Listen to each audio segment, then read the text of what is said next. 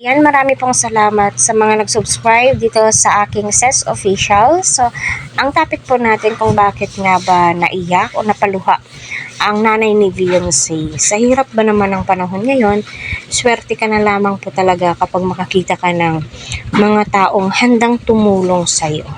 Although alam naman po natin na sa pagbablog, dyan po talaga nila kinukuha yung pang araw-araw na gastusin, binibigay sa mga beneficiary.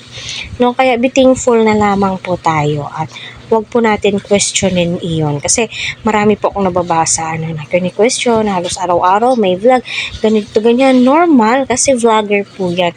Mga good Samaritan po yan. Yes, naiyak nga po ang nanay ni Beyonce dahil nga pinuntahan nila Kalingap Prab sa dati nilang tahanan sa may tabing dagat. Mula po silang naabutan doon dahil nga agad na lumikas ang parents ni Beyonce at sila dahil nga high tide, napakalakas ng hangin at umuulan, pero sila Kalingap Prab ay handa nga pong silang serbisyuhan, tulungan, gabayan, bigyan ng pamasko.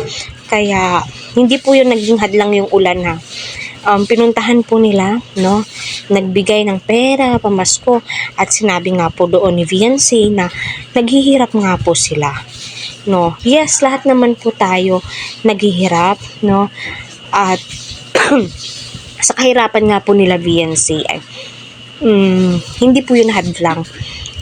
Mas kita po natin na kumakayod po talaga ang kanyang tatay. Humahanap po sila ng paraan para sila ay makakain sa pang-araw-araw. Kagaya ng paggawa po nila ng walis. 'Di ba? Malaking parte din po 'yon kila Beyonce. Pangbaon, pangulam, pambili ng bigas. At syempre, maraming salamat kay Kalingap Prab kasi andyan siya, handang tulungan sila Beyonce.